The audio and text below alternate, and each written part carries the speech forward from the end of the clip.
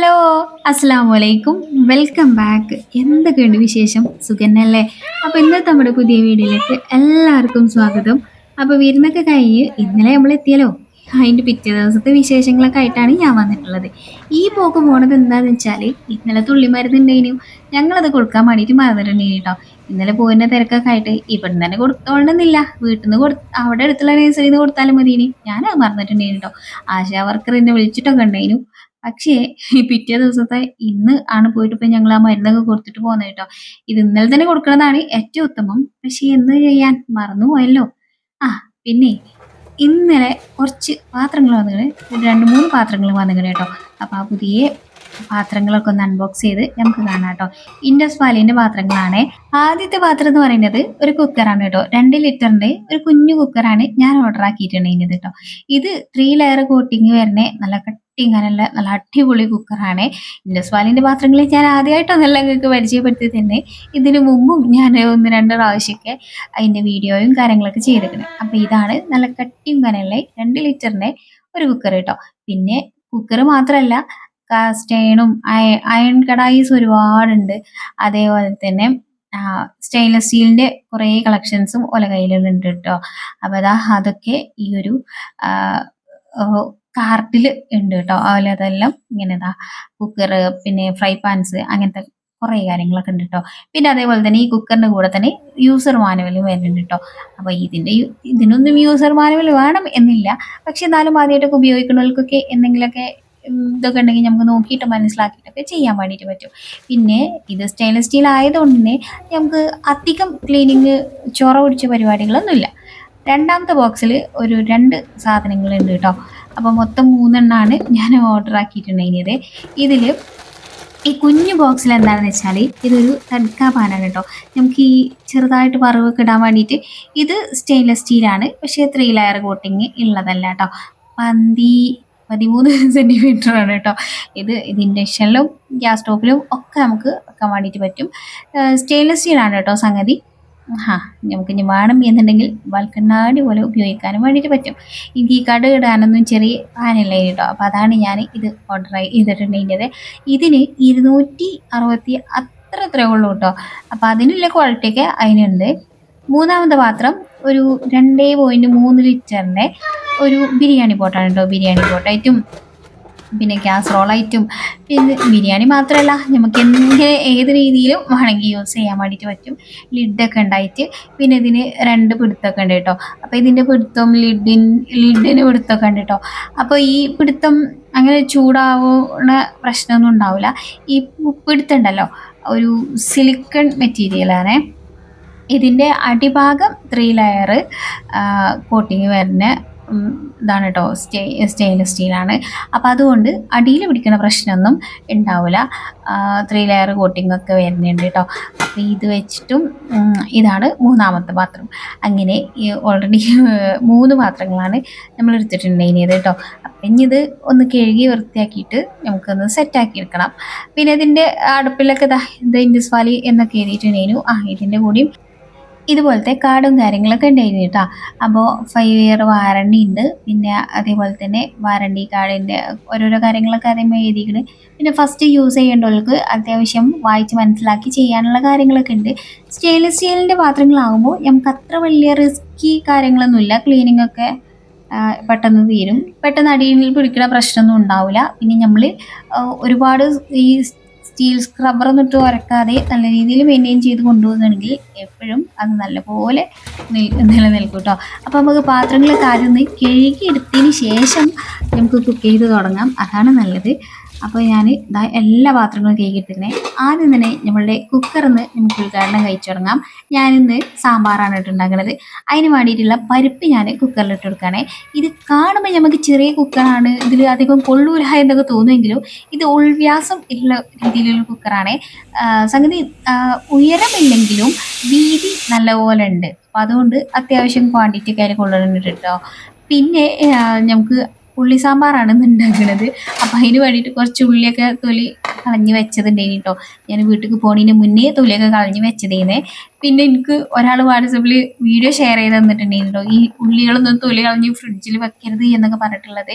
വെളുത്തുള്ളി അങ്ങനെയുള്ള കാര്യങ്ങളൊക്കെ അതിൽ എന്താണ് സത്യം എന്നൊന്നും എനിക്കറിയില്ല. പലരതും പല രീതിയിൽ വീഡിയോസ് കാണലുണ്ട് ട്ടോ. ചിലര് ചില ഡോക്ടേഴ്സ് പറയും അത് കുഴപ്പമില്ലാന്നുള്ളത്.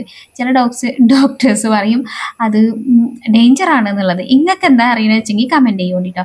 പിന്നെ ഇതില് ഈ ഒരു പാത്രം ഉണ്ടല്ലോ, ഇതില് നമുക്ക് തലേദിവസം രാവിലെ പെട്ടെന്ന് ജോലിക്ക് പോണവർക്കൊക്കെ നല്ല യൂസ്ഫുൾ ആയിട്ടുള്ള ഒരു പാത്രമാണ്. എന്തെങ്കിലുമൊക്കെ പച്ചക്കറികളൊക്കെ അരിഞ്ഞിട്ട് നമുക്ക് ഈ 4 കമ്പാർട്ട്മെന്റുള്ള ആ ഒരു സാധനത്തിൽ ഇട്ട് ഫ്രിഡ്ജിലൊക്കെ വെക്കാൻ വേണ്ടിയിട്ട് പറ്റും. അങ്ങനെ ചെറുള്ളിയൊക്കെ എടുത്ത് വന്നപ്പോഴേക്കും നമ്മുടെ പരിപ്പ് ഇവിടെ വെന്ത് വന്നിട്ടുണ്ടേനി ട്ടോ. പരിപ്പ് ഞാൻ ഒരു പാത്രത്തിലേക്ക് മാറ്റി കൊടുത്തിട്ട് ഇതിൽ തന്നെയാണ് ഉള്ളി സാമ്പാറിനുള്ള ഉള്ളി വഴറ്റിയെടുക്കണത് ട്ടോ. ബാക്കി പച്ചക്കറികളൊന്നും ഇല്ലാത്തതുകൊണ്ടും ഉള്ളി കുറച്ച് നന്നാക്കിയത് ഫ്രിഡ്ജിൽ ഇരിക്കണതുകൊണ്ടും അത് കേട് വരണ്ടെന്ന് വിചാരിച്ചിട്ടാണ് ഞാൻ വേഗം ഉള്ളി സാമ്പാർക്ക് തിരിഞ്ഞത് ട്ടോ. 2 അല്ലി വെളുത്തുള്ളിയും കൂടി എടുത്തിട്ടുണ്ടെങ്കിൽ ഗ്യാസ് കയറണ്ട എന്ന് വിചാരിച്ചിട്ടാണ് ട്ടോ, പരിപ്പ് ആയതുകൊണ്ട്. പിന്നെ ഞാൻ എനിക്ക് തക്കാളിയും ചേർത്ത് എന്നോട് ഞാൻ മുമ്പൊരു ദിവസം ഇതുണ്ടാക്കിയപ്പോൾ എന്നോട് ചോദിച്ചിനെ ഈ ചെറുള്ളി വെന്ത് കിട്ടുമോ ഇങ്ങനെ ഇട്ടാൽ എന്നുള്ളത്. ഒന്നില്ലെങ്കിൽ ഈ ചെറുള്ളി എണ്ണയിലൊന്ന് വഴറ്റിയിട്ട് നമ്മൾ അടച്ച് വെച്ചിട്ട് സിമ്മിലിട്ടിട്ടൊന്ന് അതൊന്ന് നല്ലപോലെ വേവാനുള്ള സമയം കൊടുക്കുക. അല്ലെങ്കിൽ ഇതേപോലെ തന്നെ തക്കാളിയും മസാലയൊക്കെ ഇട്ടിട്ട് ഒന്നോ രണ്ടോ വിസിൽ പെട്ടെന്നൊന്ന് കുക്കറിൽ അടിച്ചിട്ടാൽ ആ ഉള്ളിയൊക്കെ ഒന്ന് വെന്ത് സോഫ്റ്റ് ആയി കിട്ടും കേട്ടോ. അപ്പം ഞാൻ മസാലപ്പൊടികളും പുളിവെള്ളവും പിന്നെ കുറച്ച് വെള്ളമൊക്കെ ചേർത്തിട്ട് ഇത് ഒരു ഒന്നോ രണ്ടോ വിസിലടുപ്പിച്ചിട്ടുണ്ടേനി കേട്ടോ ഞാൻ. അപ്പോഴത്തേന് നമ്മുടെ ഉള്ളിയൊക്കെ പച്ച വെന്ത് വന്നിട്ടുണ്ടേനി കേട്ടോ. പിന്നെ ഇതിക്ക് നമ്മൾ നേരത്തെ വേവിച്ച് വെച്ച പരിപ്പൊക്കെ ചേർത്ത് പിന്നെ കുറച്ചും കൂടി ചൂടുവെള്ളമൊക്കെ ഒഴിച്ച് ഞാനതൊന്ന് ലൂസാക്കി സാമ്പാർ പരുവത്തിന് ആക്കിയെടുത്തിട്ടുണ്ടേനി കേട്ടോ. പിന്നെ ഇത് നമുക്ക് വറവിടണമല്ലോ, അതിന് വേണ്ടിയിട്ടാണല്ലോ പുതിയ പാത്രം നമുക്ക് വന്നിട്ടുള്ളത്. ഇത് 3 ലെയർ കോട്ടിങ് ഇല്ല. അപ്പം അതുകൊണ്ട് നമ്മൾ വേഗം എന്താ തീ മെയിൻറ്റെയിൻ ചെയ്തിട്ട് വേണം ഇതിൽ വറവും കാര്യങ്ങളൊക്കെ ഇടാൻ വേണ്ടിയിട്ട് കേട്ടോ. എനിക്ക് ആദ്യം ഒന്ന് പാളിയിട്ടുണ്ടേനു. അപ്പോൾ കുഴപ്പമൊന്നുമില്ല, ഇതിന് പിടുത്തുണ്ടായതുകൊണ്ട് നമുക്ക് പെട്ടെന്ന് തീ ഓഫാക്കാനും അത് പിടിച്ച് ഹാൻഡിൽ ചെയ്യാനും ഒക്കെ പറ്റും. ഇനിയിപ്പം നമുക്ക് മറ്റേ പാത്രം ഉണ്ടല്ലോ, ബിരിയാണി പോട്ടിൽ നിന്ന് ഞാൻ ബിരിയാണി ഒന്നും വെക്കണില്ല. തൽക്കാലികം നമുക്ക് ചിക്കൻ വരട്ടുണ്ടാക്കാം കേട്ടോ. അപ്പോൾ ഈ ഇന്നത്തെ ചിക്കൻ വരട്ടിൽ ഞാൻ മുളക് പൊടിയൊന്നും ചേർക്കണില്ല. ബാക്കി മസാലകൾ മഞ്ഞൾപ്പൊടി, മല്ലിപ്പൊടി, പെരിഞ്ചീരകം, ചിക്കൻ മസാല, പിന്നെ ഉപ്പ്, പിന്നെ ഇഞ്ചി വെളുത്തുള്ളി പേസ്റ്റ് ഇത്രയും ചേർത്തിട്ട് ഇതാ ഇതിൽ നമ്മൾ ഉണ്ടാക്കിയിരിക്കുകയാണ്. ഈ ഒരു പോട്ട് നമുക്ക് ഒരു ഒരു ഫാമിലിക്ക് ഒരു 2 ആൾക്ക് ഒക്കെ ബിരിയാണി ഉണ്ടാക്കാൻ പറ്റുന്ന ആ ഒരു ക്വാണ്ടിറ്റിയിൽ ഉണ്ടാക്കാൻ പറ്റും എന്നാണ് എനിക്ക് തോന്നുന്നത് കേട്ടോ. പാത്രം കാണുമ്പോൾ നമുക്ക് ചെറുതാണെന്ന് തോന്നുമെങ്കിലും ഞാൻ പറഞ്ഞ പോലെ തന്നെ അത്യാവശ്യം ക്വാണ്ടിറ്റി ഒക്കെ കൊള്ളും. അപ്പോൾ ചിക്കന് ഞാനിവിടെ തീ കുറച്ചിട്ടിട്ട് വരട്ടിയെടുത്തിട്ടുണ്ടെങ്കിൽ കേട്ടോ. പിന്നെ ഞാനിതാ അതിനൊന്ന് വറവും കൂടി ഇടുകയാണേ. പിന്നെ ഇത് വറവിടുന്ന സമയത്ത് ഞാൻ പറഞ്ഞില്ലേ പെട്ടെന്ന് ഈ ഒരു പാന് പെട്ടെന്ന് ചൂടാവും. അപ്പം നമ്മൾ എല്ലാം സെറ്റാക്കി കഴിഞ്ഞിട്ട് പാൻ ഓൺ ആക്കുകയാണെങ്കിൽ നമുക്ക് പെട്ടെന്ന് പരിപാടി തീർക്കാൻ വേണ്ടിയിട്ടും പറ്റും. പിന്നെ ഇനിയിപ്പോൾ നമുക്ക് വേണമെന്നുണ്ടെങ്കിൽ ഒരു മുട്ട, ഒരു ബുൾസൈ, അതേപോലെ തന്നെ ഒരു ചെറിയ 2 മീൻ പീസ് പൊരിക്കണം. അങ്ങനെയൊക്കെ ഒരാൾക്കുള്ള ക്വാണ്ടിറ്റിയിലൊക്കെ നമുക്ക് എന്തെങ്കിലുമൊക്കെ ചെയ്യണമെന്ന് തോന്നുകയാണെങ്കിൽ ആ ഒരു ആവശ്യത്തിനും ഇത് പറ്റും. ഞാനിങ്ങനെ കുക്കൊക്കെ ചെയ്ത് ക്ഷീണിച്ച് അവശയായി ഇരിക്കല്ലേ, അപ്പം എൻ്റെ കുട്ടി അത് പാത്രമൊക്കെ കഴുകി എന്നെ സഹായിക്കാം എന്ന് വിചാരിച്ചിട്ടായിരിക്കാം എനിക്കിവിടെ ഇരട്ടിപ്പണിയൊക്കെ ഉണ്ടാക്കി തന്നിട്ടുണ്ടേനു കേട്ടോ. ആകെ സോപ്പൊക്കെ വെച്ച് ആൾ നല്ല കളിയിലേനു. പിന്നെ ആളെ ഞാനൊന്ന് സോപ്പിട്ട് പതപ്പിച്ചൊന്ന് മാറ്റിയിട്ട് ഇൻ്റെ ബാക്കിയുള്ള പാത്രങ്ങളൊക്കെ ഒന്ന് സോപ്പിട്ട് പതപ്പിച്ചെടുക്കാമെന്ന് വിചാരിച്ചു. പിന്നെ നമ്മളെ പാത്രങ്ങളുടെയൊക്കെ ലിങ്ക് ഡിസ്ക്രിപ്ഷൻ ബോക്സിലുണ്ട്. പിന്നെ നിങ്ങൾ ഇൻ്റെ കൂപ്പൺ കോഡ് യൂസ് ചെയ്യുകയാണെങ്കിൽ, അതായത് ഉഷറ 12 എന്ന് പറഞ്ഞ കൂപ്പൺ കോഡ് യൂസ് ചെയ്യുകയാണെങ്കിൽ നിങ്ങൾക്ക് 12% ഡിസ്കൗണ്ടിൽ പാത്രം ഓരോ സൈറ്റിൽ നിന്ന് വാങ്ങിക്കാൻ വേണ്ടിയിട്ട് പറ്റും കേട്ടോ. പിന്നെ കുക്കറിന് ഓരോന്നിനും വില നിങ്ങൾ ചോദിക്കും.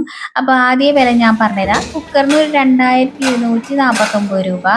അതേപോലെ തന്നെ ആ ചെറിയ നമ്മളെ ആ ഒരു ഇതുണ്ടല്ലോ തഡ്ക പാനിന് 260 ആ ഒരു രീതിയിലാണ് കേട്ടോ.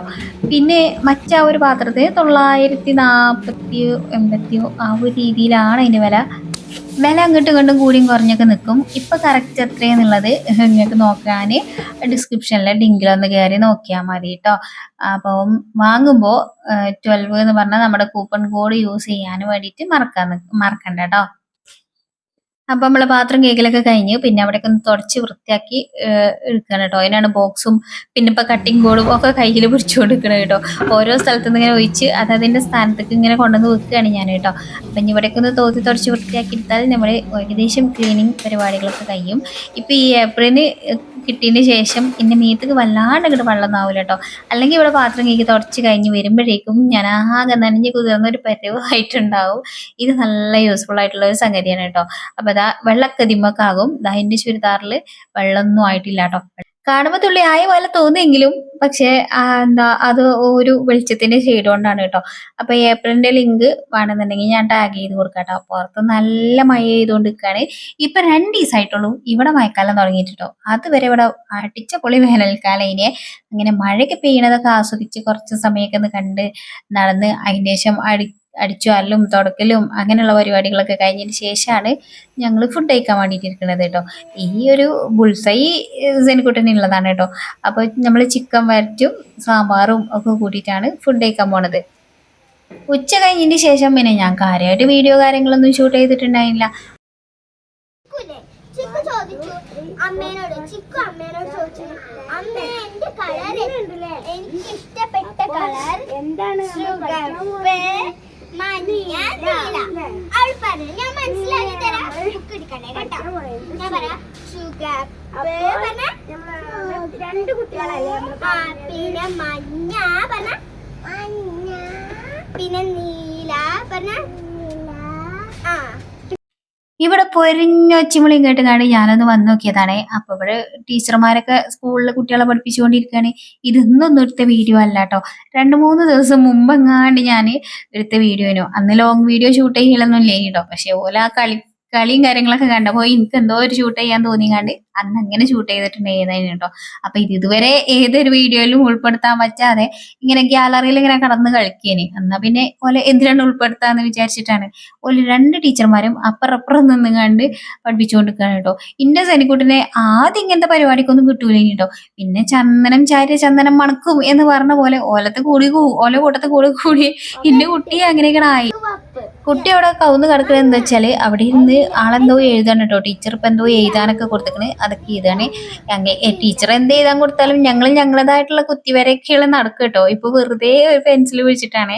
പക്ഷെ എന്നാലും പെൻസിലും പേനൊക്കെ കൊടുക്കലുണ്ട് ഞാന്. ഓന് ഇപ്പൊ തന്നെ അതൊക്കെ പിടിച്ചുകാണ്ട് വഴങ്ങാണെങ്കിൽ വാങ്ങിക്കോട്ടെ. ഓന് കുത്തിവരയില് കാര്യങ്ങളൊക്കെ അങ്ങനെ നടത്തിക്കൊണ്ടിരിക്കുന്നുണ്ട്. അങ്ങനെ ദാ ഇരുട്ടൊക്കെ മൂടി മഴ ദാ ഇപ്പൊ പെയ്യും എന്നുള്ള രീതിയിലാണ് കേട്ടോ. ദാ ആ ഒരു നീല കളറിൽ കണ്ണുണ്ടോ നിങ്ങള്? അതാണ് കേട്ടോ നമ്മൾ ഇവിടുന്ന് നോക്കിയാൽ കാണുന്ന മല എന്നൊക്കെ പറയുന്നത്. ഇതിന്റെ തൊട്ടപ്പുറം ഗൂഡല്ലൂരാണ് കേട്ടോ. ആ മലന്റെ മുകളിൽ കയറിയ ഗൂഡല്ലൂര് കാണാം എന്നൊക്കെ എല്ലാരും പറയുന്നത് കേൾക്കാം.